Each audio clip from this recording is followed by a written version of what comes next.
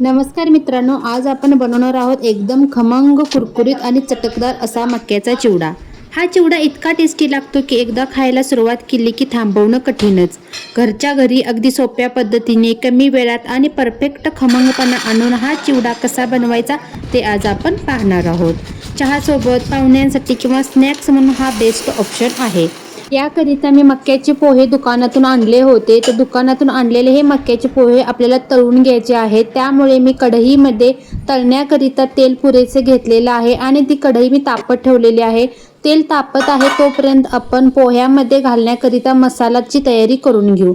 मसाला करण्याकरिता मी मिक्सरच्या भांड्यामध्ये 1 चमचा लाल मिरची पावडर घेतलेली आहे, अर्धा चमचा हळद पावडर, त्यानंतर 1 चमचा धना पावडर, जिरा पावडर, तसेच अर्धा चमचा यामध्ये मी चाट मसाला वापरलेला आहे आणि चवीकरिता 1 चमचा साखर घ्यायची आहे। त्यानंतर चवीसाठी अर्धा चमचा मीठ घातलेला आहे। हे सर्व मसाले आपल्याला मिक्सरमध्ये बारीक पूड करून घ्यायचे आहे। चिवड्याकरिता जो सिक्रेट मसाला आहे तो सुद्धा बनवून तयार झालेला आहे। त्यानंतर कढईमध्ये जे तेल तापण्याकरिता ठेवलं होतं ते तेल सुद्धा तापलेलं आहे। मध्यम गॅसवरती आपल्याला हे पोहे कुरकुरीत होईपर्यंत तळून घ्यायचे आहेत। पोहे तुम्ही बघू शकता तेलामध्ये टाकल्यानंतर फुलले आहेत, एकदम कुरकुरीत असे हे पोहे असतात। त्यानंतर मोठ्या भांड्यामध्ये एकदम झाऱ्याच्या मदतीने तेल नितळून घ्यायचं आहे। चिवडा मिक्स करण्याकरिता मी अगोदरच मोठं पातेलं घेतलेलं आहे। या मोठ्या भांड्यामध्ये मी सर्व पोहे तळून घेतलेले आहेत। त्यानंतर त्याच तेलाच्या कढईमध्ये मी अर्धी वाटी शेंगदाणे घातलेले आहेत।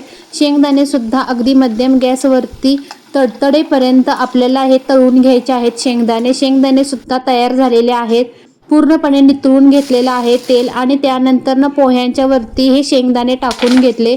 त्याच पद्धतीने मी या कढईमध्ये 1 वाटी कढीपत्ता घेतलेला आहे। कढीपत्ता सुद्धा आपल्याला तेलामध्ये तळून घ्यायचा आहे मध्यम गॅसवरती। तो सुद्धा कुरकुरीत होईपर्यंत तळून घेतला आणि तेल नितळून अगदी व्यवस्थितपणे या भांड्यामध्ये मी मिक्स करून घेणार आहे। त्यानंतर यामध्ये मी अगदी सिक्रेट मसाला जो आपण बनवून ठेवला होता त्यापैकी मी 2 मोठे चमचे सिक्रेट मसाला घेतलेला आहे। हा व्यवस्थितपणे आपल्याला कुरकुरीत असताना म्हणजेच गरम पोहे असतानाच मिक्स करून घ्यायचा आहे, त्यामुळे पटकन लागला जातो।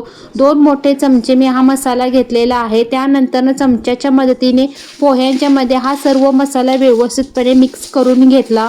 यामध्ये जर तुम्हाला कमी वाटत असेल तर तुम्ही अगदी यामध्ये थोडीशी टेस्ट करून बघू शकता। मी जे 2 चमचे मसाला टाकला होता तो एकदम परफेक्ट बनलेला आहे।